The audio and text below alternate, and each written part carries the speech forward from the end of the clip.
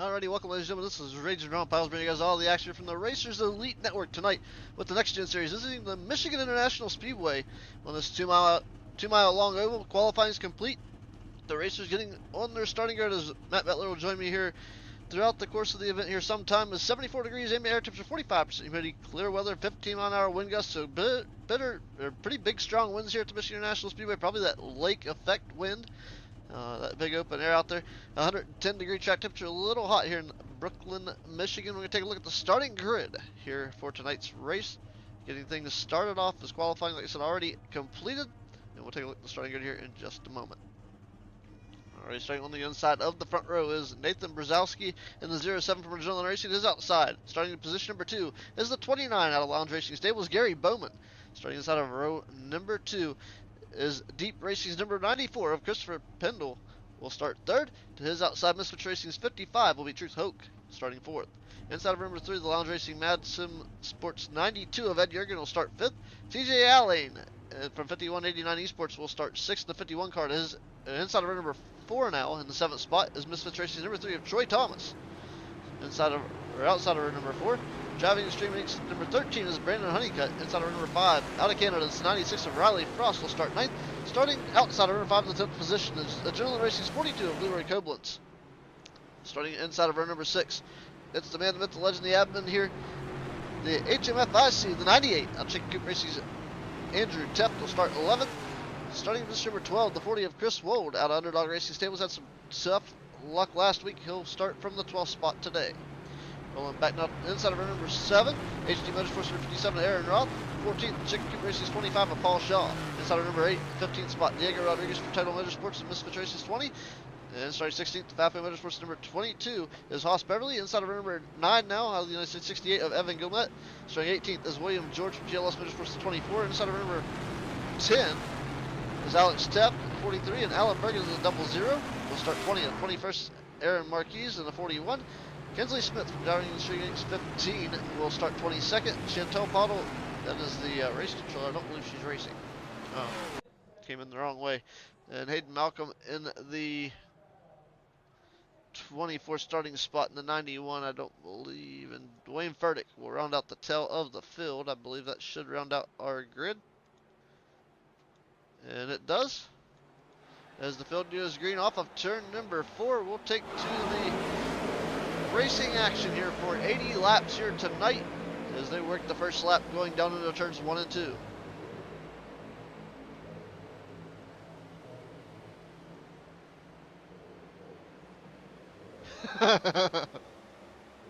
He's not wrong.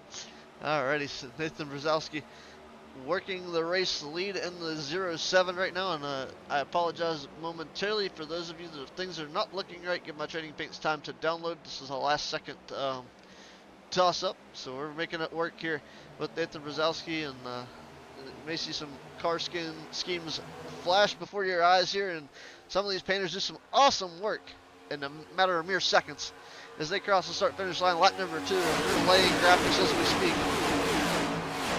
So fun stuff happening here with the Racers Elite Network rolling around the speedway. I want to thank the great sponsors that make this stuff happen. As we got a car in the wall, it's Christopher Pendle, the 94. As you see the camera shake going down the back straightaway.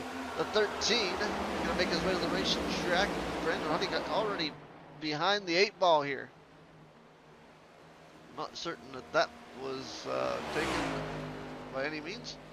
Let's see what's going on here. I usually can see when things happen, but I didn't see that happen, and Honeycutt was started from the pits. So that'd be the reason for that. Brzezowski still leading out front, mustering lap time here. Aaron Roth 59.027 in the 11th position. Andrew Teft and Leroy Koblenz gonna make their way around Riley Frost as your race leader. Trying to step it out a little bit. May have some hard time doing it in Gary Bowman's number 29 Chevrolet. Working the 2nd spot right now, has gotten it away from the 94 Christopher Pendle's Ford. As Truth Hook's AC Delco sponsored 55 working the outside. 29 of Gary Bowman. It's kind of funny though, my boss today, our plant manager, was showing us a video of a guy not using the same place. And he was working on some hearing exposure. and they're talking about the use of earplugs in the workplace and dust clearing and whatnot. And at the end of the video, what do you think it said? That's right, don't be a Gary. Look at Gary Bowman start right now rolling P2 around the speedway. So right now, you might want to be a Gary. Rolling in the runner-up spot in a field of about 23 cars, yeah. We've got 24 with Brandon Honeycutt out there, so second out of 24. You might want to be a Gary in this situation. But here comes Christopher Pendle looking back to the inside of that 94 Dr. Pepper sponsored ride, looking to get back to position number 2 with the Zero Sugar. Maybe the Zero Sugar is giving him the extra power right now. I'm drinking Dr. Thunder over here, so I took the cheap way out. We've got the extra sugar and the extra,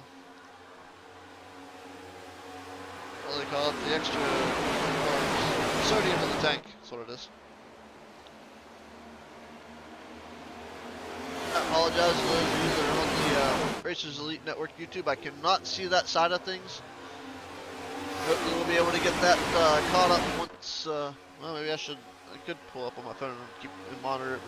Alright, race-wise going on right now. Biggest mover so far looks to be William George as we're wrapping lap 6.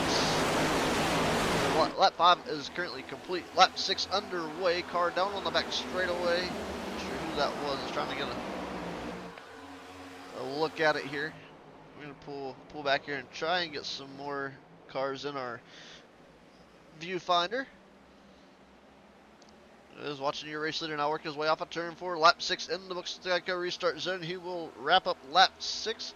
Lap 7 underway here at Michigan. And it's good so far. And still looking at Aaron Roth, the fastest time so far, 39.027. He is the only driver in the zeros here. Just shy of breaking that bracket. As Gary Bowman takes to the race. Let's see, takes the third. Christopher Pendle takes over second. Does he have anything for Nathan Brzezowski? Does not look so here. Man, these cars look like they're going really slow as they rocket off into turn 3, but I assure you the speeds, as we're losing Christopher Pendle and his network issues once again still working him out there. As you see at the end of this, there are 3 drivers currently out of this event, but they are not out due to wrecks. They are out due to admin reasons, as of course the race controller is watching for any kind of race misdemeanors or wanting to take note and make sure that everybody is racing fairly and able to enjoy a great race here at the Michigan International Speedway. And then the other one is Matt Mettler. Of course, he is out because he's either not here in, I think he's here now. Let's see. He said he got back to the house, so we'll see when he pops in. And then we'll talk about his van and maybe make fun of it. We'll see. We'll see how that goes. Right now, here comes Andrew Tepp working the inside of the 3 of Troy Thomas. And that pass will be completed. Riley Frost now looking for that pass as well. Is that Jurgen's 92 car looking on the inside or outside there. He's going to make his way around Riley Frost. Going to get around Troy Thomas. He's all over the back bumper. Down the back straightaway into turn 3. But the man's got to make up a lot of room and ground here. Is going to be the 13 of Brandon Honeycutt. He definitely has the speed to do it. Not sure if he's on 610. He's faster than some of the field, but it's going to take him a while to run them down. He's out there quite a ways. You know, you're a funny guy, Mr. Rod. I put my headset on. You hear you want to bust my chops about my minivan. Yeah, what kind of minivan you got, Matt? Let's hear it.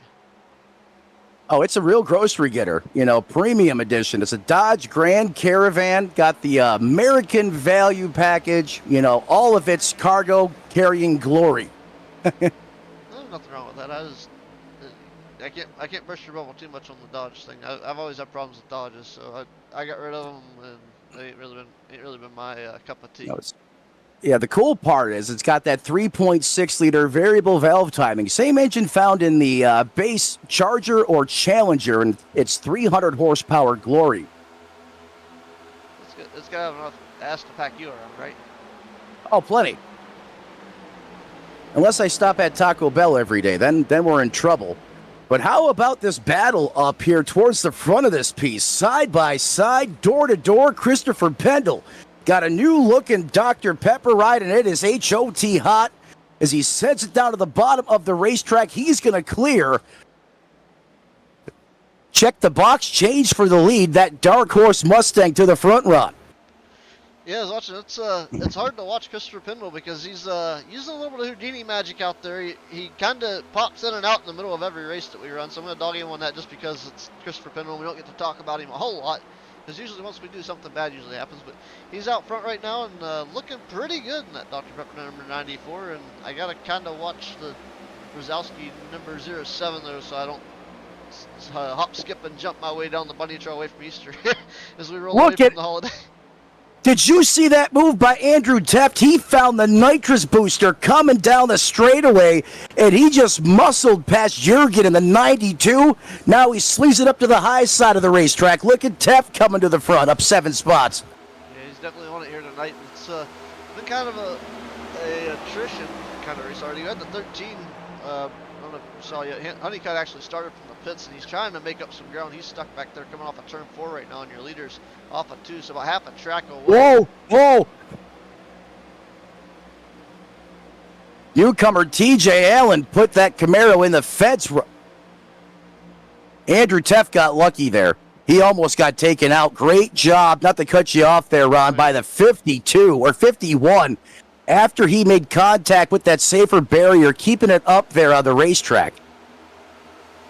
Yeah, I got to look at a whole lot of things going around here. We got the number 24, William George at Chevrolet. He's a newcomer. The first time I've seen him race, he's already up 10 spots. Started 18th. Didn't have a really good qualifying effort, but he's moving up through the field, up to the 8th spot. We'll see how strategic he can play. It looks like the 51 of Allen got into the wall again. He's learned, Koblenz had to dodge, duck, dip, and dive, and that made the 96 of Rally Frost, the Canadian friend, up there, make some space for everybody to get around.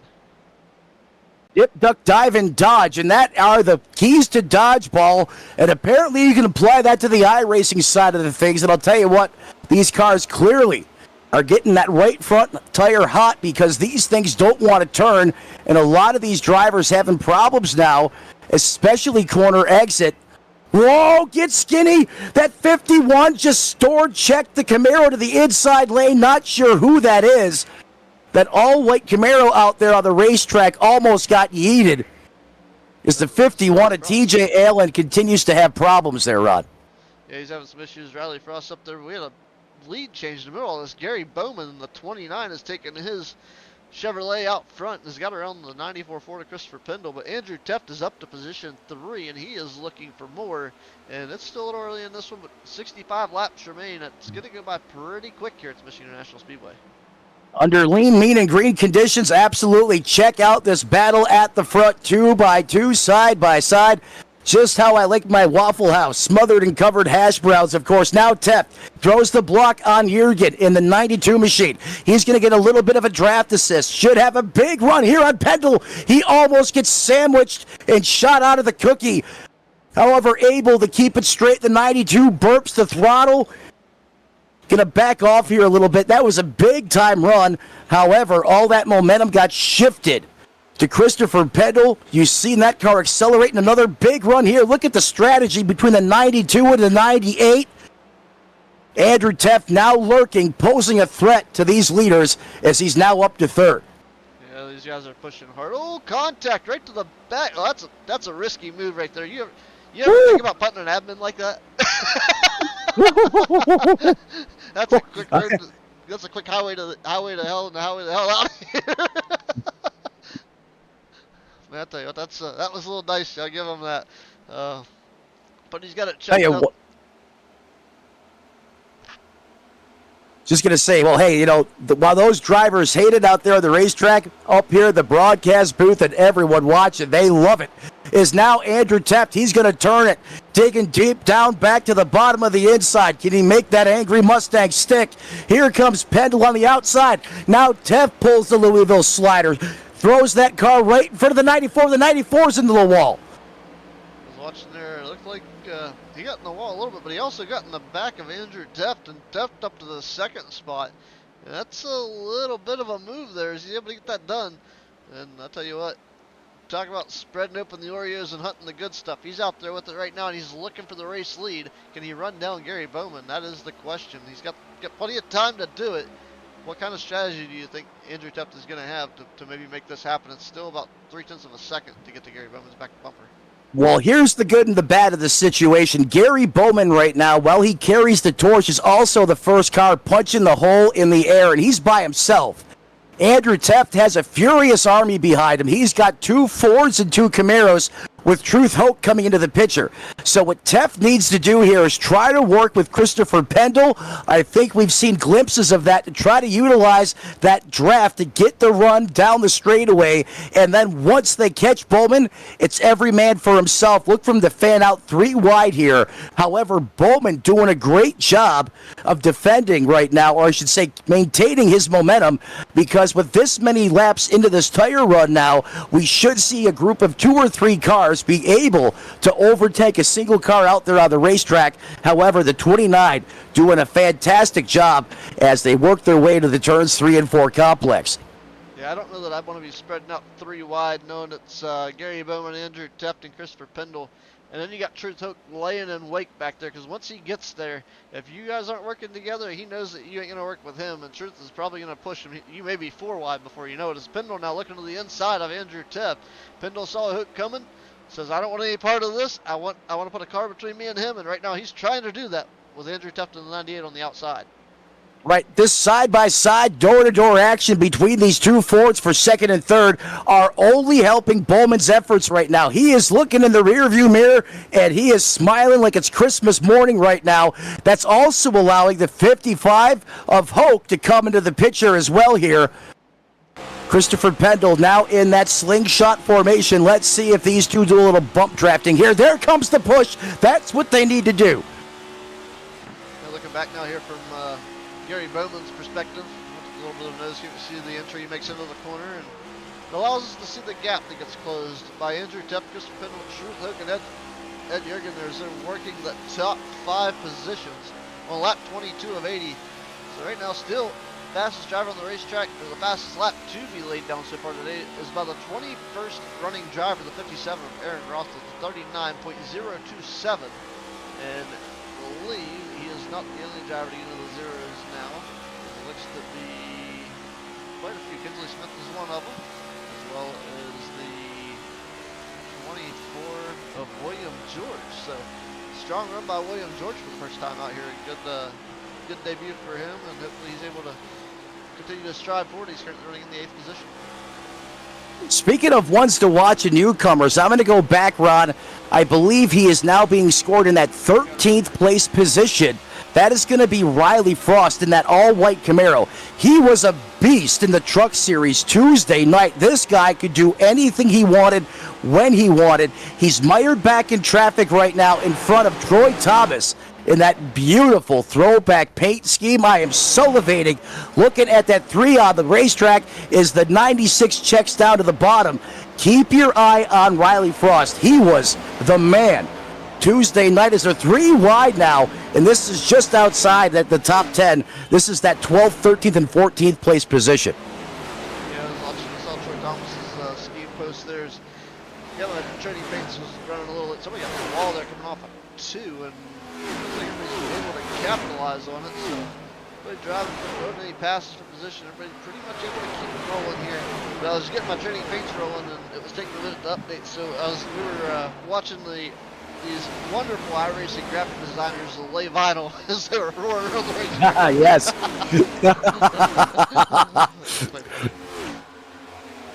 Hey, you know what? Sometimes that's what happens on the virtual side of things. We have a lot of different pieces of software that all have to work together, and if one breaks, it can throw a monkey wrench in our place. Oh, the leader going to go ahead and balk the wall. A little self-inflicted concrete poisoning, and here comes Teft getting good in the neighborhood. He's going to pull the slider on him, put that Ford to the point, new leader in town. Andrew Teft leads at the last great house that Penske built here in the house of the Irish Hills of Michigan. Now the 29 surges back with the momentum. This is a great battle, and here comes Hoke in the 55 ride. Yeah, but not so quick. He's got to do it with Christopher Pendle. He wasn't able to clear the 94 as they were coming down the front straightaway into turns 1 and 2. I'll tell you what, I was watching Bowman. He may have got into the wall, and we may have been talking about monkey wrenches, but man, the monkey business got real. They were real fast, and the 98 McDonald Drive, you can tell you what, Andrew Teft was loving it when he went by the 29 to take the race lead, but that battle is not over as Bowman's still battling back hard for this race lead. He's got Christopher Pendle with the Dr. Pepper ride coming up behind him. And, oh, man, I thought he was going to get loose there for a minute. He actually pulled that car down. He did. I thought he got loose. Great piece of drive in there. Look at the run by Truth Hoke. He's getting the business given to him by the 92 of Jurgen, and we're still side by side, door to door. Teft with no help. He's trying to do it the hard way, and here we go again. Here comes the crossover for the 29. Someone's going to have to get up there and give Teft a push. Unfortunately, Pendle just not able to at this moment. Yeah, Jurgen lost a little bit of ground there off of turn number 2. Saw the 55 of Truth Hook blast the outside wall off of 2 and hurt his run. Pendle is now by himself. He's going to have to stay with that draft. He's still got help. He's going to try to battle it back. It's definitely not hurt too bad. Didn't see a meatball flag for damage come up for the 55, but we do have drivers at the pit road right now, and we have a slew of them. I think there's 5 or 6 on pit road. I think got 4 right now. Nathan Rudowski come down, Evan Gilmet come down, Hayden Malcolm, and Alan Bergen are all on pit road. And Brandon Honeycutt is taking his car to the hauler. That's an unfortunate early exit for Brandon Honeycutt, one of the veterans, and ones to watch here in the Next Gen Series is now Gary Bowman and Andrew Teft. The question remains, when will these drivers come down pit road? I imagine probably the next handful of laps with as hard as they've been running, Ron. Yeah, most definitely. As we see the drivers come down, we're seeing about 28 laps so far on a run. We'll see how that plays out because those drivers are the ones still out here. The other ones pitted early, so maybe a different strategy here. And I'm believing that Brandon Honeycutt's exit is due to network issues, but I'm not 100% certain. No, he doesn't get a furrow black flag, so on lap 3 he came down pit road, and I think he ended up with too much damage. I think he just gave it up. These leaders just about have 29 laps completed into this race, now working lap 29. So that was 65% fuel. 51 reporting over the radio that he is going to be pitting this time by, I assume and believe, that Gary Bowman, Teft, Pendle, and others will probably all come together here. Diego Rodriguez as well. Oh, Pendle gets shot out of the cannon from the high side of the racetrack. Christopher Pendle, was he able to save it? So I don't know if I call it save. He bounced it off the wall. He was playing ping pong there, and he was the ball. So yeah. I didn't see the contact, but I seen his car shoot down the racetrack. I thought maybe he had some help. As now, here we go, fast and furious on the pit road. The 24 is in the wall at the pit entrance. And the 68 of Gillette is sideways across the start-finish line. First caution, a bunch of drivers getting trapped going to pit road. Ron, you were talking about that proverbial monkey wrench. Well, we just threw a big one in there. As mayhem unloads on the racetrack while trying to get to pit road under green flag conditions. And that is going to give us our first yellow for incident on the evening, I believe. Yes, it will. And that was a huge one with, I believe, William George, I believe, was the driver that may have initiated the contact here. We'll pull the instant replay up here. Let's see if that's what we can deduce.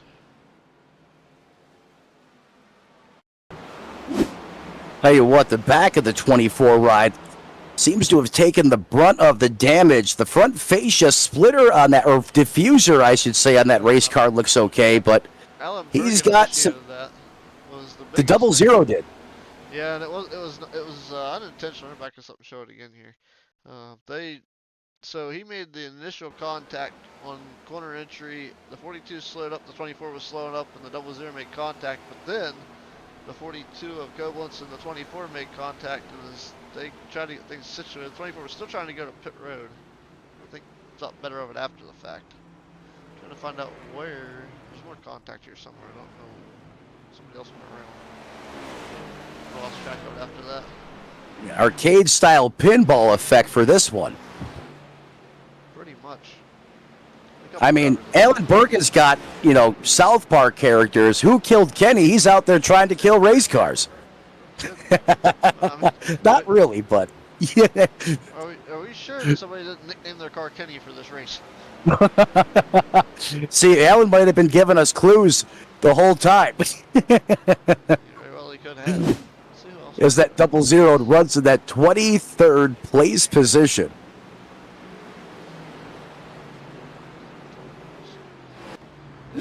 That was definitely an interesting fact. There's Trent Hooks on pit road now. We're going to see a lot of drivers probably come down pit road. This is going to throw fuel mileage in a loop here with 48 laps to go. This certainly has made things interesting as far as the remainder of this race is concerned. Then you have caution coming out on top of it with multiple drivers on pit road or entering pit road. Let's see how this shuffles the deck. Lights still on that iRacing.com pace truck. It looks like Pendle and the Dr. Pepper Ford is going to have all 23 flavors large and in charge here. Then you're going to have Diego Rodriguez. We know what he's capable of. I mean, heck, you see Michigan on his machine. You know he wants to win in Roger Penske's backyard. And then TJ Allen, where did you come from? The guy that was up there giving the business to the wall a couple times. According to timing and scoring, he's going to restart here in third. This is incredible. Yeah, I think it's going to be interesting to say the most when we go back to green with a few things, a few developing stories there with the drivers making their way around. With Christopher Pendle right now, your leader. Diego Rodriguez will restart second. TJ Allen will restart third. Andrew Teft will come off of pit road. He'll restart in the fourth position, so he's still in a great spot here to make some noise to this next green flag run. As hopefully it tends to be as long as the first one, seeing that we made it almost halfway like that. Yeah, listening in on the radio since you and I kind of flop spots tonight, so I get all the I get the peek behind the scenes, if you will, and drivers are trying to get sorted here. Lights are still out on that pace truck. Race control working to get the order sorted. These drivers are being very efficient. I thought we may have to wave off this restart, but it looks like these guys have got it set to go back to the live green flag action here on Racers Elite Network. Want to thank all of you for joining us, welcoming us into your homes, onto your phones, however you get this high-flying, high-octane esports content. And remember, smash the like button, ring the bell. That way you don't miss anything each and every time we are live in prime time right here on Racers Elite Network. Yeah, most definitely. Looks like Gary Bowman had to use a fast repair to get his car back out here. So we'll see how that works out. Dwayne Furtick received a black flag, and I believe that was from a pit road issue, so he may have to come back down and serve a penalty. So that could be a thing. And unfortunately for Furtick, having a fantastic run last week with those issues, as the iRacing.com official pace truck pulls to the infield down pit road. We'll get back to green in the Geico restart zone with Christopher Pendle on the loud pedal, and he says it's green flag racing time. Diego Rodriguez, a slow restart. Here comes TJ Allen going to battle the inside. Christopher Pendle says, MC Hammer time, can't touch this on the restart as they duel it out side by sword. TJ Allen eating downstairs. And look at Diego Rodriguez. He gets a big run. That Mustang slips, it slides a little bit. He's going to pull it down.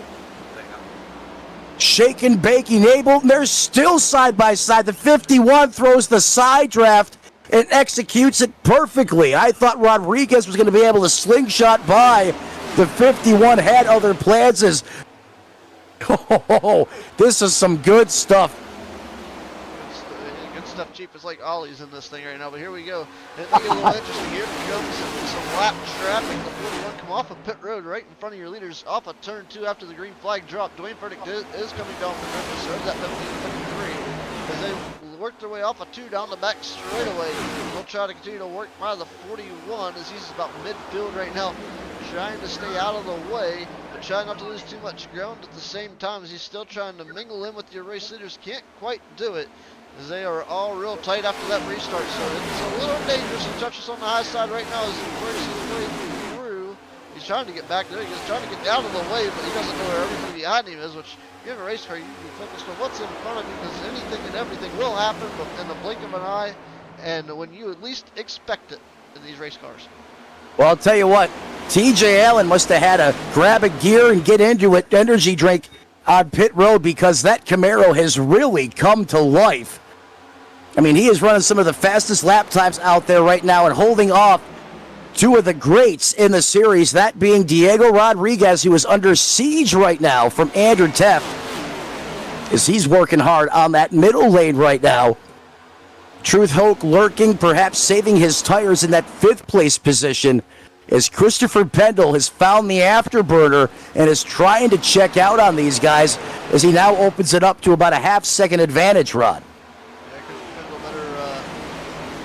Afterburners on and run like the wind because I'm gonna make a joke about it. You know, it's kind of like Back to the Future with the '94 car with his internet sometimes. I know I dog on him all the time for it. I don't mean to, but he brought it upon himself. He's found the 1 point. How many gigawatts was it? I don't even remember. It's been too long ago. I need to watch that movie again. And Aaron Roth is having some issues. We're under caution with 57. Unfortunately, he has wiggled, and I believe Haas Beverly also tangled up in this mess. And there's a damaged number 22 Ford.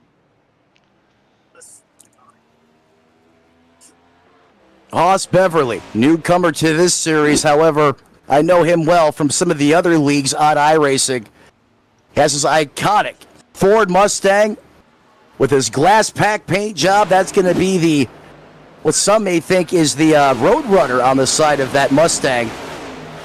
However, that is I believe, the trademark from back in the day for the glass packs on that matte paint scheme on Haas Beverly's car. It's only time before this guy makes his name known, but that Ford is really bashed up right now. He's got some moderate damage to the diffuser on the rear and a little bit of damage to the front. Going to have to come down, get pit road, get that thing fixed up. As you know, Rod, aerodynamics, oh so critical here. Yeah, most definitely, especially as a big speedway. I believe seeing the 41 car of Aaron Marquis involved in this incident, as well as Aaron Roth and Haas Beverly, all tangled up in this unfortunate incident. The 22 took the hardest impact here. So he was making some moves on the inside, coming through turns 3 and 4. Got under Alan Bergen's 00 car, come up the racetrack, into him a little bit, so a victim of his own demise, and puts his nose in the outside wall, kisses it, and then turns like smacked and patted on the butt, told good job, go back, get your car fixed.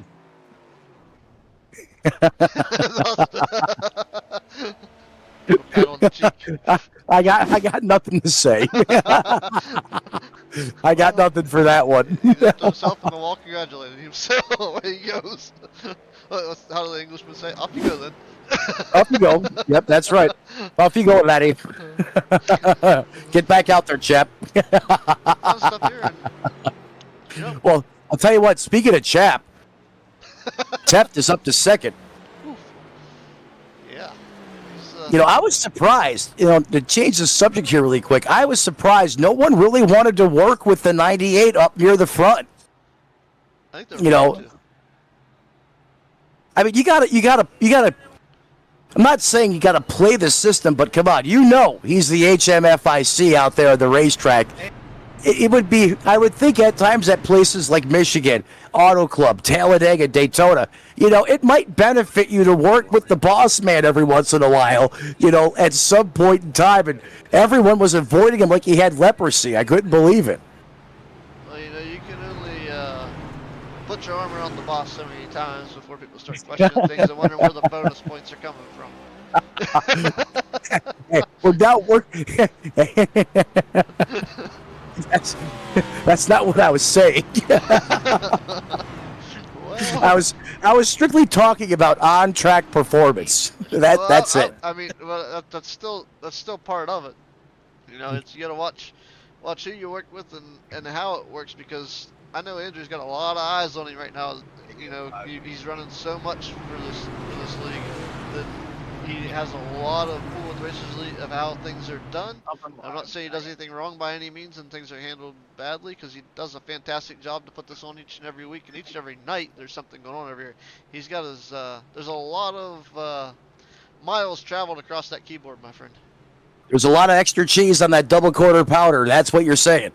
Oh, you know it. He's offering, what's the Shamrock shakes are gone now, I think. What's next? Maybe a Racers Elite special. I'm not sure. We're going to have to find out.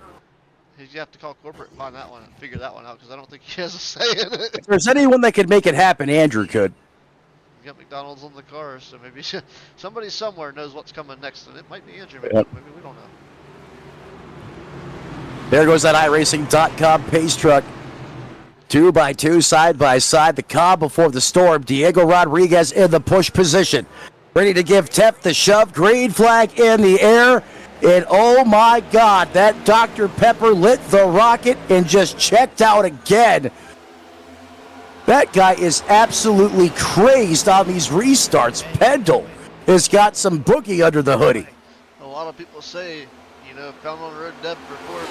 Right now it looks like first of race day as they are serving up flaming Dr. Peppers down the backstretch here. Yes, they are. National Speedway for sure. He lit the afterburners on that flaming Dr. Pepper, and he rocketed out of the restart zone, and he let. I can't get over that restart. I mean, Diego Rodriguez was locked and loaded on the back of Teft, and Pendle just got gone. That was insane. And just for the record, there were no Geico lizards harmed in the making of that restart. Those flaming Dr. Peppers were flying off the restart zone. Hopefully he didn't use all the go-go juice in the tank. We still got some laps here left to run, as it's Christopher Pendle with almost a 1 second advantage over Leroy in the number 2 in the second place position. Diego Rodriguez up 12 spots. And Ron, here's a driver that's had some really bad Truth Hope type misfortune to start this season off.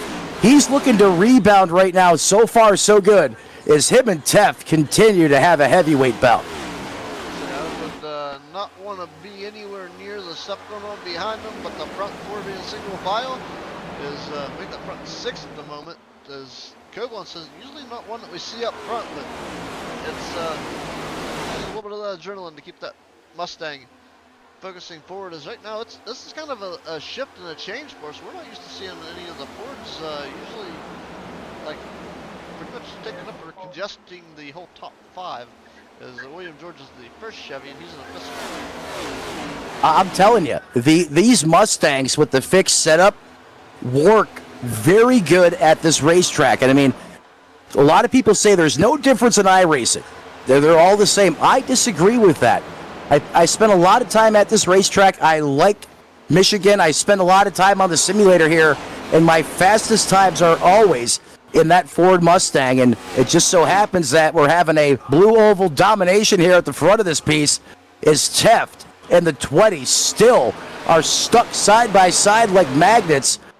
You know, Ron, what I would do in the situation, if that was me on the racetrack, I would try to work with the 20, try to utilize that draft, because Pendle is just checking out of Dodge right now with all this side-by-side, door-to-door battle. I mean, you're basically giving him every reason to check out and run away with this thing. These guys need to get filed up and start working together to go up there and chase that 94 down. I believe Evan Jurgen was fast on the road. I'm not sure why he went down for it with black flag for it. Doesn't seem like looks like he didn't do a pit stop though. So he's gonna have to do a drive through next time by. I don't know what that was about. Actually, it looks like that black flag was clear, so he must have got Cleared. spun down pit road. So yeah, it's then they actually got weird angle and got flagged for it. But I was looking at things here to see how things were going. Leroy Koblenz is second, Andrew Teft third, Diego Rodriguez fourth. Top 5 right now. One of the things that kind of crossed my mind there momentarily while we were talking about the blue oval domination in the top 4, it would only be form fitting if a Ford won. So anytime a Chevy gets close to the lead here, when we get down to like the last 3 laps, they just need to send them down pit road for a drive-through, because Ford is pretty much I'll tell you what, Truth Hoke and those Chevrolets just inside the top 5. I mean, the 24, George, remember, he had some damage and still does on that 24 machine. So that could be hurting his performance just a little bit. The 55 ride of Truth Hoke looks pretty clean out there. But I'll tell you what, those Fords have formed like a virtual iron curtain, owning those top 4 spots. And no one has had an answer yet to get around him. But here comes the 24. Here comes William George. Is he able to penetrate deep and get up there and see if he can de-hinge or that Christopher Pendle 94 machine? We're going to have to find out, but he's the closest one to do it as of right now. Yeah, most definitely. Something else to think about here. Back when it was gone in 60 seconds. Had the Eleanor. Eleanor, yeah. That's exactly where I was going with that. And right now, that's kind of what we kind of feel with the Dr. Pepper 94 Christopher Pendle as he's set sail and stretched that out to almost a full second now over Andrew Teft's 98. Teft is going to be very strong, was about 0.4 of a second faster than Pendle last time by, so we're going to find out who's driving Eleanor today. I'll tell you what, all these Fords look like a replica as far as the performance is concerned. You know, and look at the 42 giving that nice push to the back of the 20. You can see that, oh, don't do that. The 20 had to lift to let Andrew get into the corner. And Leroy almost sent him on a ride for life. Well, definitely a relay of draft being pushed there for sure. And William George is not giving up that fifth spot as Truth Hope moves back to position number 6. And that number 55, AC Delco sponsored ride. So we got 4 Fords and 4 Chevys leading the pack, broken up by 2 Toyotas.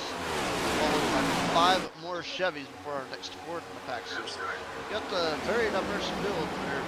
The interesting part is it seems like the manufacturer's row is working together. The only break in that is William George is by himself momentarily until Truth Hope decided he was going to sneak his nose back in the mix. And I just saw Alex Teft, I think, just barely nipped the outside wall, but he moved away from it. I don't believe contact was made. He got really close to it. I was watching that. He did not make contact to make sure he got that machine turned down the racetrack. Look who has pulled the trigger. Look at Truth Hope. He has found some mojo underneath the hood of that 55 now as he's going to challenge. Does the 24 stay up top with the Fords? Does he go down and help the fellow Chevrolet? Truth Hope going one-man army mode on the bottom, and I'm loving it. I was thinking we're going to see the Toyota drop off the top shelf. The Teft Alex version now going to break down. He's going to try and pull back to the 55 of Truth Hope, but he's having a hard time overcoming the run that they have on the high side in that long string of cars, and I believe that move. Man, dude, Truth Hope has got some serious center corner speed. He passed 2 cars through the middle of that corner. He's right back up there to the 42. Now he just needs Teft. Oh, who pulls up? Everyone's treating the 55 like a redheaded stepchild. His best bet is to see if he can just gain a little more ground and latch onto the back of Teft here as it's getting hot and heavy. Noah's Ark situation right here at the front. Almost big-time contact between Teft, the Alex version. There's Nathan on the outside. It is getting rowdy here. So I think we're about 2 horsehairs shy of being 3 wide. There is Coblentz, Alex Teft, and the 24 of William George trying to figure out who's going where, but they've allowed Truth Hope to slip into the mix here, and he's looking to the inside of Andrew Teft. I believe he looked like he was going to dive to the inside going off to the corner, but now they're looking to put Diego Rodriguez behind him. Is Teft going to drop to the inside of the racetrack? And here comes Truth Hope. He said, "You're going to go low. I'm going to go even lower." And he's going to pull right to the back bumper.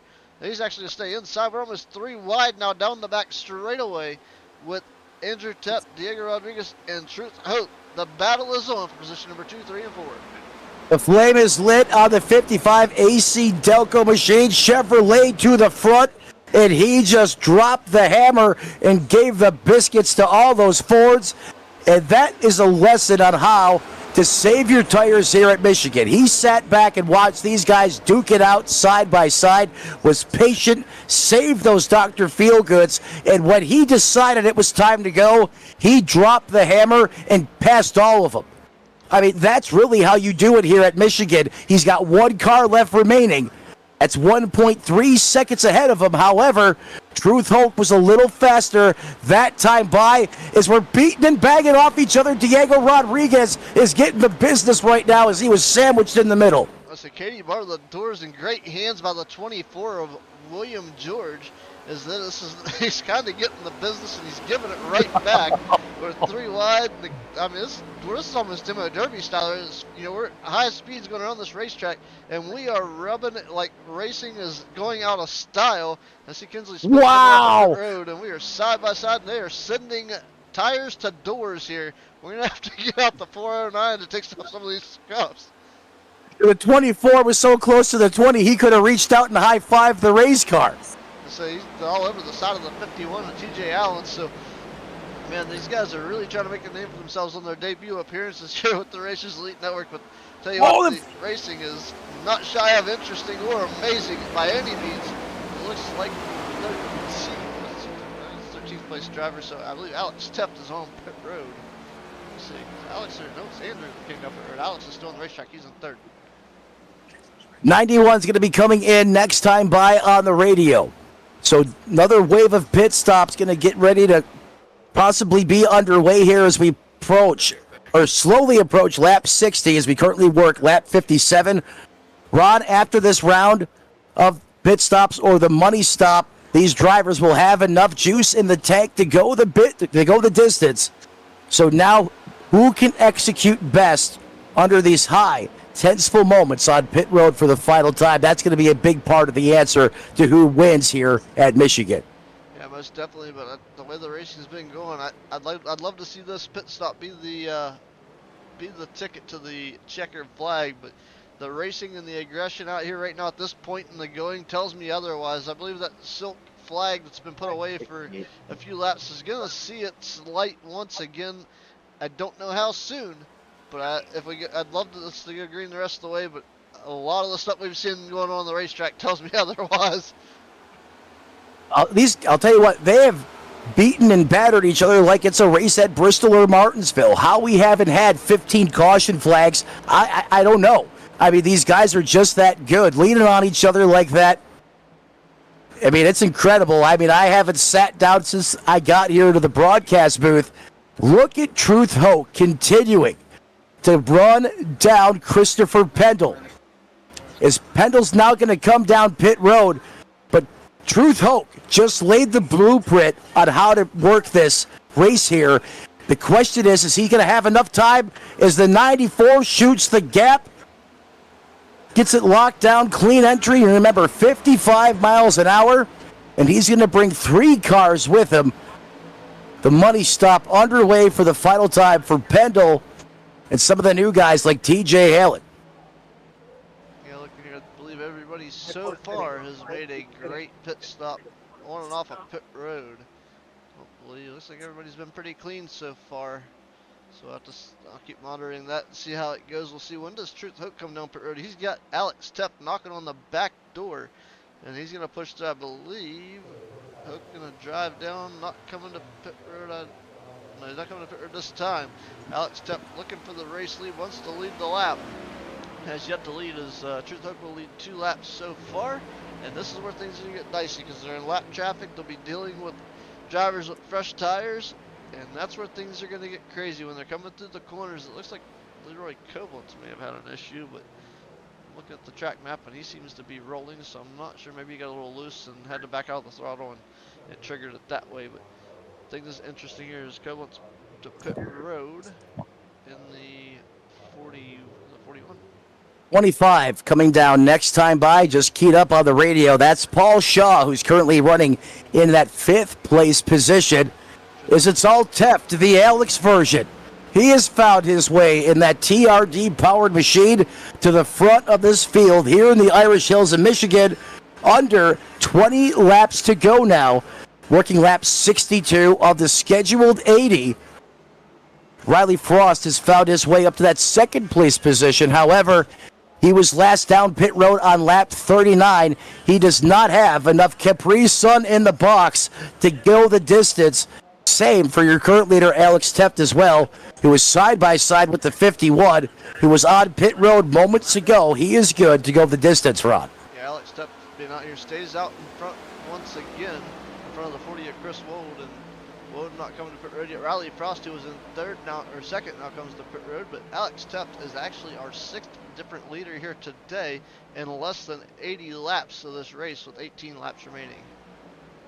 Remember, he was back in the Hornets' nest not long ago. I mean, he was in the fight of his life, and here he is now, showing some great long-run speed. There's the Napa know-how, man. Kensley Smith is back in that 15. And I'll tell you what, Ron, that scares the bejesus out of me, because when Kensley runs that 15 car, you know he is lit and going to be fierce out there as Teft, your leader, now comes down pit road. Clean entry there for the 43. And update to the numbers, Chris Wold is now our 7th different leader here today at Michigan, and he started back in the 12th position. Currently running as your race leader, Ed Jurgen, who's already made a pit stop, is currently settled into the 2nd position of the 92 Chevy, and he is 10 seconds behind your race leader, so he'll be looking, I believe, to take the, let's see, actually lap since pit is 18, so he's due for a pit stop yet too. So not pitted yet. Aaron Roth has yet to pit, who's about 24 laps off, so things gonna kind of line up here, and as the pit stops continue, Andrew Teft may actually become your race leader when this is all said and unfolded here. He got it done really good in the trenches on pit road. Great time delta there for the 98 Racers Elite and McDonald's sponsored Mustang. Yeah, that's the way it's going to play out.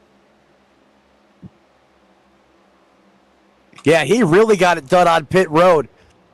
Down on lap 56, so he kind of undercut a couple of the other guys, took advantage of the new shoes on that race car. And I'll tell you what, I figured out the mystery here, Rod.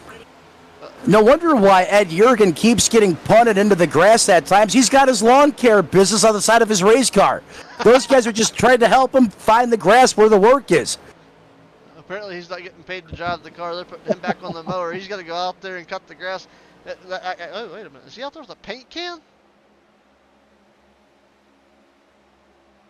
That might be. I don't know. He's in the runner-up position. Still yet to make a pit stop yet, so he can still go a little ways, but he's going to end up shortcutting himself a lot. But I don't know if that's going to hurt him or help him. It depends how much these other guys save on tires, because he's going to come out with a fresh set of Goodyear rubbers on that car, and they're going to hook up and drive him all the way to however far he's going to go before this is over. So he's going to be able to hammer down the full extent of the finish of the race, but he's going to have to make sure he's got a little bit left in the tank for that mysterious, ever so lurking potential yellow. And don't forget, if we do have some late race calamity, we do have that wild card or joker in our back pocket, and that being overtime. Should we need it if we cannot get this lap it or this race in within the schedule? 80 laps, we do have overtime available if we need it. Chris Wood, last 2 drivers out there on the racetrack, three. That's Jurgen and Aaron Roth. All have not pitted. As now Jurgen comes in, he's on pit road, Rod. Yeah, Jurgen's going to have to come down pit road. Chris Wood staying out there. I believe he might be emptying the tank, so to speak, as they roll down the back straightaway. And we'll see how far that's going to go or get him, because he has not pitted in 28 laps. And if Jurgen comes down on with 22 or lap 22, that tells me that we are probably pushing the limits here, as it looks like the 40 of Wold may be out of fuel as he comes down pit road, so he may have timed that out perfect. I've just jumped on board with him. I'm seeing 300 RPMs. That car is out of fuel. He is coasting right now just on pure energy. He's going to have to stop it in his box perfectly. If he misses, he won't be able to back it up. He does. The fuel can goes in. He'll be able to refire the engine. Catastrophe avoided there for the 40. Yeah, the 40 was 29 laps, and Aaron Roth is going to be the next one to burp the fuel out of the tank, because he's rolling down the back straightaway, so he might run out before he even gets there. He's still under power, coming through the turns 3 and 4 complex. Oh, that Camaro's going dry. Unless he massively burped the throttle there. He's going to stay out on the racetrack. How much fuel did he save? Because I'll tell you what, I know for a fact that when you told me, I thought I heard the car start to run out of fuel, but he must have burped the throttle big time there. As I am now on board with your leader. Some incredible fuel mileage out of the 57 of Roth. 30 laps. How much did he save to be able to stay out? Is he going to be able to stretch this 11 laps? How much did he save? That is the question. He was last down on lap 39, like most of these other guys. So nothing out of the ordinary there. And we are now under 10 laps to go. I believe Ron called out 9 laps to go.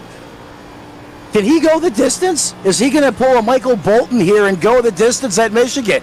He's up against the fence. He's running about 70% throttle down the backstretch. Alex Teft is about 5.38 seconds back of him, and he is really babying it right now. He may try to do the unthinkable and win this race on a fuel mileage gamble. Yeah, that's one of those great things about these veterans. Aaron Roth, a huge veteran in this league, and it'll be interesting to see if he can take this win with the Racers Elite Network. 9 laps to go. He's the only one that really knows how much fuel is left in the tank of that car, and you can hear him really, like you said, he really burped the throttle. He is working that throttle pedal and that fuel mileage to his advantage for sure. That's a huge burp. And he's lost a lot of ground. Alex Teft is closing in fast. Yeah, Alex Teft has every single afterburner stage 5 lit on that Toyota machine. Look at how much time he gained there. He chewed off a second and a half. Now that interval down to 3.3 seconds. Is Roth going to try to go all the way to lap 80? Just don't think he was accounting for how fast Teft was going to be closing in on him. Is Teft using 4th gear in the corners? Teft is in beast mode right now as he closes down on Aaron Roth at light speed here at Michigan. If I was Aaron Roth, I think I would have came down and at least got enough to make it to the end. And he's got to come in. He's coming in right now. He's burping. I think it's running dry. No fuel in the tank for the 57 of Aaron Roth as he coasts down pit road. Tried to roll the dice here, and you know what? I love the call by the 57 here, Ron. Here's why. He didn't have the speed necessarily to go up there and contend with the big dogs. What do? You got to roll the dice. You got to get off strategy and try something different. I like the call on the 57. He tried to be creative. Sometimes it works, sometimes it doesn't. But hey, he wasn't just going to roll over and play dead. He was going for it, and I respect him for that. As Alex Teft is in the lead. This guy has a way of just surprising you at times. It really comes to life at some of these marquee racetracks. We've seen that last season. An unfamiliar pace leading the race right now. The Planet Express rocket is taking off. The 43 to the lead is right in front of your race leader, the 41 into the outside wall. He bounces off. Aaron Marquis gets out of the way. Your race leader able to get by unscathed. Alex Teft continues to lead, and this time by off at turn number 4. Past the starter stand, he'll see the hand at the stand. 5 laps to go for Alex Teft with the race lead. He's got to watch that Christopher Pendle's 2 seconds back, and who else behind him? And I'm not sure that's the way it goes, but Big Brother is in 3rd. Big Brother's in 3rd, and Alex Teft almost got dealt Big Brother type luck with that race car in front of him ricocheting off the wall. That's some type of juju that would happen to Andrew Teft. Apparently the brothers are shaking hands and sharing luck, but Alex Teft with the race lead with 5 to go here on the Racers Elite Network for the Next Gen iRacing Series. So 5 laps to go. Man, what happened to this at Michigan? Things quick, fast, in a hurry. We'll see. The driver's still going to duke it out for all these finishing positions, but right now you got two drivers that are not going to finish this race. It's Kinsley Smith and Brandon Honeycutt. Are we going to add to that list before this one's over? Hard to believe the Shake and Bake boys are out of this. Those two are always a force to be reckoned with. Andrew Teft's about 1.67 seconds behind Christopher Pendle. I'm pretty sure, I'm very confident, and I don't want to jinx it, and if I do, you guys can blame me. But I think we've got a beat on our podium with just 3 laps to go unless the unthinkable happens and we have a caution. And I got to say, Rod, I'm starting to see more drivers out there with those white rims. Look at the trend I've started. when and how did you get this going? I started with a paint scheme about 3 or 4 months ago. And I got a couple messages, hey, man, those white rims don't look good on your race car. I like it. And more I'm seeing more white rims out there on the racetrack, so I'm going to take credit for that one. You know what's better than white rims? Oh, wait a minute. White walls. I take a... What's that? White walls. White walls. Well, I don't think iRacing allows us to do that. But if they did, heck, I'd have some white lettering on the side. Absolutely. Oh, these are big white wall tires. Nice little scrub, make her shine, baby. 2 laps to go for Alex Teff. And he has still got a 2-second advantage over Christopher Pendle, leading quite the amount of laps today, 29 to be exact. I believe the most laps led by a driver today. Alex Teff looking to lead the most important one as he is continuing to lead out front with a 2-second advantage over Christopher Pendle and Andrew Teff in 3rd. He is checking out the competition. I mean, this man is grabbing 4th gear in the corners. He's got that TRD V8 singing through the heavens, just about popping off the rev limiter. I love this late race surge by the 43. This is an incredible performance. His last lap now on the board, Rod. The last lap on the board, white flag in the air here. All the drivers about seeing it. He's almost about to put that away. It looks like maybe Aaron Roth. Man, that run for Aaron, tough break though. He's gonna end up being right in front of your race leader here, rolling through turns 3 and 4, almost a lap down. I believe he's gonna be able to hold it and finish the race, so he isn't gonna go a lap down. But as they come up at turn number 4 for the final time here at Michigan, to the stripe, a little wiggle with the car. And Alex Teff is bouncing a little. He's excited. He's going to pick up the race win in the 43. Second, we'll go to the 94. Christopher Pendle. Riley Frost will rocket home 3rd in the 96. Andrew Teff will end up in the 4th spot in the 98. And TJ Allen rounds out your top 5. Andrew Teff just keyed up on the radio. It's good win, you little shit. I am dead. That is awesome. Oh, the Magic Man strikes again here at Michigan. What a race, what a job by Alex Teff. That car was lit like a Christmas tree. That last run, and man, did he motor. What a drive. I cannot believe what we just saw here. And his brother on the radio just KO'd me.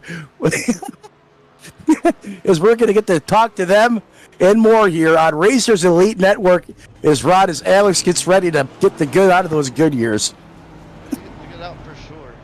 We'll check in with our 3rd place finisher, I believe. Riley Frost is standing by, as it looks to be. So top of the 96, who started back in the 9th position, came home with a 3rd place finish out of Canada. It's the 96 of Riley Frost. Congratulations. Tell us about that run from your shoes. What was the strategy to pick up that 3rd spot with the late race pass? Well, thank you, and saving tires till the end, and it seemed to work out pretty good, I guess. Everybody else was falling off pretty good, and I was just blowing by them. Definitely a great run there. I think you lead some laps. I'm sure you did. I didn't get up there. You were close. I was looking to see. I was like, we had like 7 or 8 different lead changes. I was like, man, did Riley actually get there? Just couldn't quite. You were close. It was a great race, and running up front, you know, it's a great performance by you here, especially at Michigan. Yeah, thank you. It's not one of my favorite type of tracks, but ended out well. Yeah, I mean, I think it's about to become one of your favorites. You got a nice podium finish here to round up the night. Matt, you got anything for Riley here? It's usually you got a few words of wisdom or. Well, Riley, we saw you Tuesday night. Welcome back to the booth again, my friend. And the Iceman. When I jumped in the booth, I mean, you were in the middle of the hornet's nest back there, man. It was up close and personal, and you just did your thing. You used that veteran mindset. You saved your tires, like you said, and when it was time to go, you dropped the hammer and you came to the front. How were you able to just have the patience and know that, because it's tough in the heat of the moment as a competitor, right? When you're side by side, door to door like that, natural instinct is to get after it and pass those cars. How tough is it to have that reserve, to know that it's not time to race them yet and to have that patience? What's it like in that moment? Well, I figured nothing good was going to come out of all that, so I'm starting to learn that patience pays off towards the end. That last green flag pit stop, I drove through my pit, and had to back up. So if I didn't do that, I probably would have had the race. But I didn't want to bring that up. I know you had a little bit of a miscue there, but I think overall, I mean, Tuesday night, you were a big part of the storyline. Here you are again, the Iceman, making his name known here in Racers Elite. Congratulations. Look forward to you next time you load up here on Racers Elite Network, buddy. Have a great night. right on. Thank you, you guys too. Riley Frost picking up the third spot in the 96, coming up 6 spots in a great run for him. Let's see if we can find Christopher Pendle in the 94. And I believe I got him right here. Let's see. Christopher Pendle, welcome to the booth, brother. A great run for the number 94 Ford. Picking up the runner-up spot, started third, able to best one spot up, and Alex Tuft was gone, but you were trying to run him down as you had a lot of heat coming from the 96 behind you. Yeah, man, that was a great run. I honestly didn't think I would have ran this well. I practiced all day because last time we was here last season in these cars, I was really bad. I had problems with the rear tires spinning. I just was loose all over the place. So I did a lot of practicing today and was able to figure out something. I'll take second overall, man. I was crazy because I was able to run the bottom. I know a lot of guys wasn't able to run the bottom, but I was able to run the bottom there for a while, and I think that helped save my tires there as well, being able to run the bottom in both corners. But yeah, man, I'll take second. I finished second like 10 times in this league, so eventually I'll get me one. I think, I hope. But congrats to Alex. He had the right strategy there and come out in front of me and was able to save his tires while I was trying to run down Andrew, and he just blew by me once he got by me. I wasn't going to catch him there. I think I pitted like 5 or 6 laps sooner than he did, and he just had the longevity in his tires. So congrats to him, man. Yeah, he definitely was able to space it out and get that pit stop and be able to get by everybody, but you led the most laps today. Unfortunately missed the most important one to pick up the win, but like you said, a fantastic run to be able to come up with a second place finish for sure.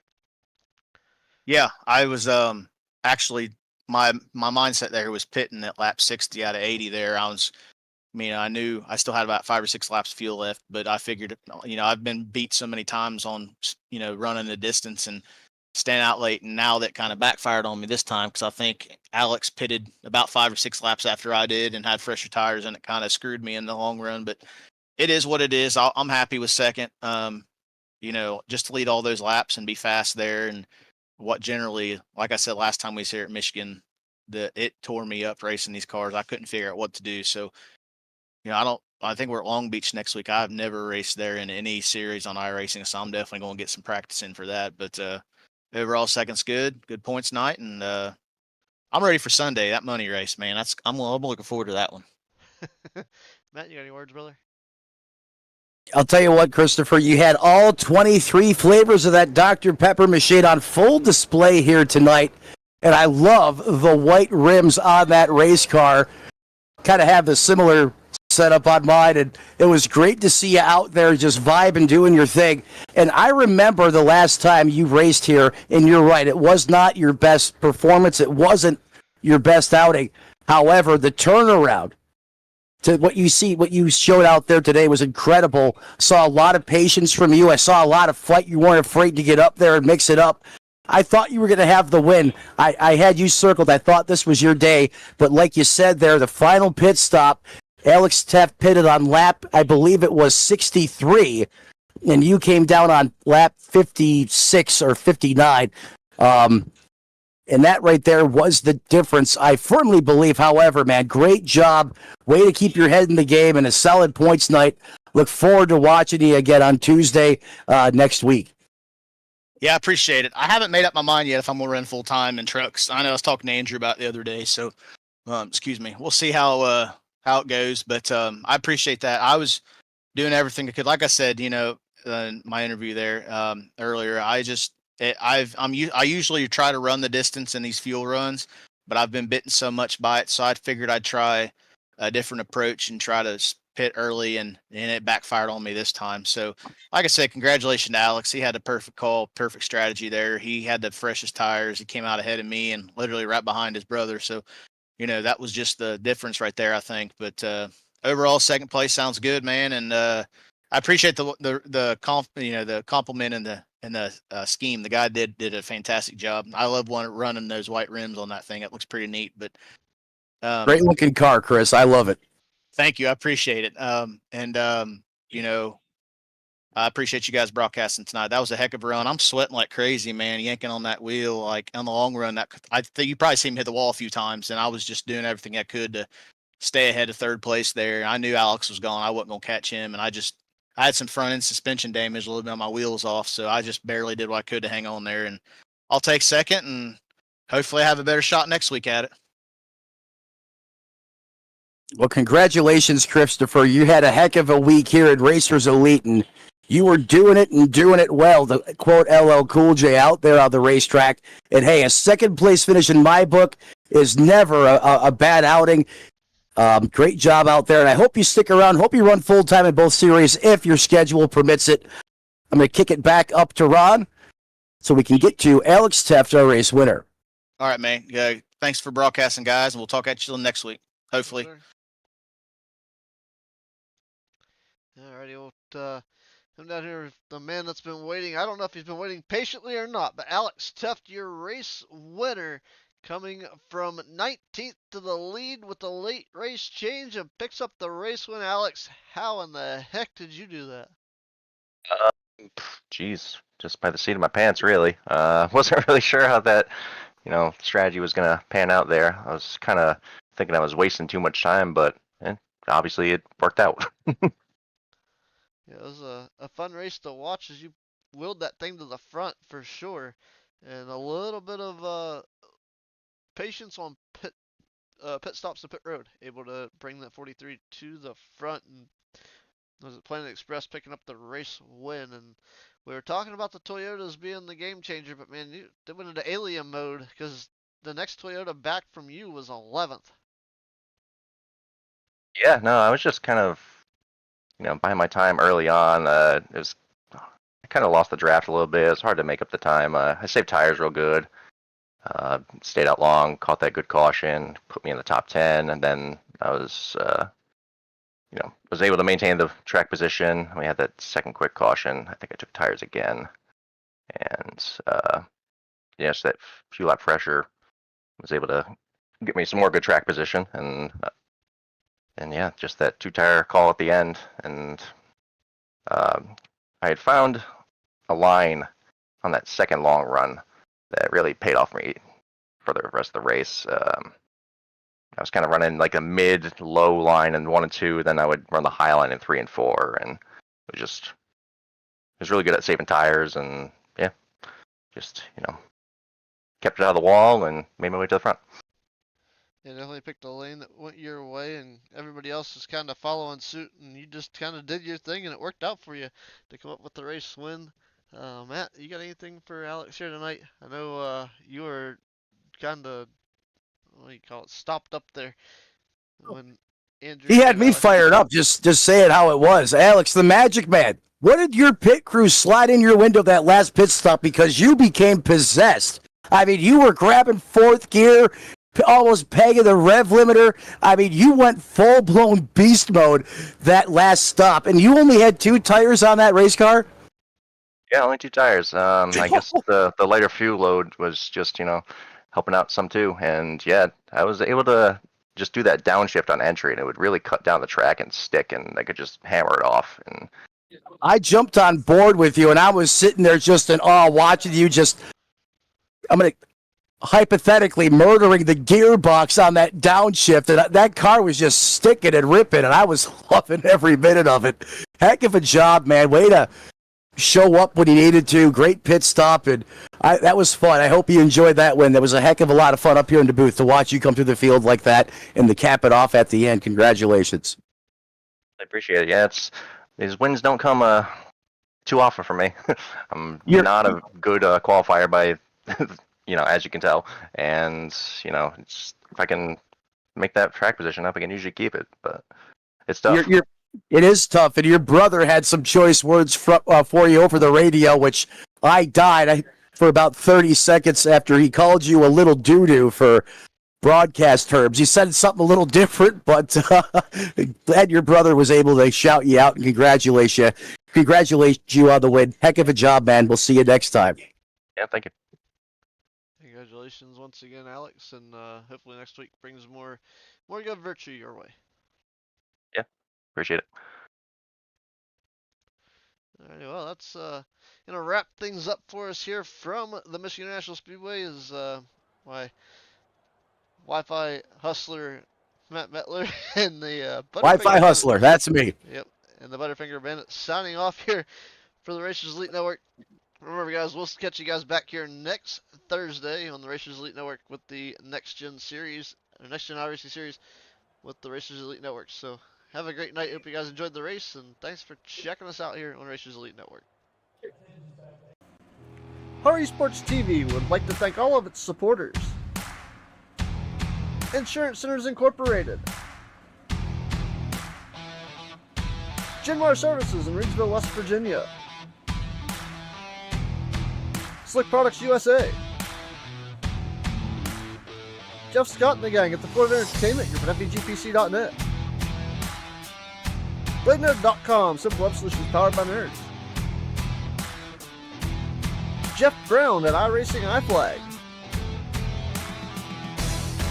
Brayden Dillinger at Throttle Smash Performance in Dawson, Pennsylvania, Renegade Race Fuels, Premier Racing Setups, TrackCams22.com for asphalt oval and all course style cameras, SimRatMarket.com for dirt oval cameras,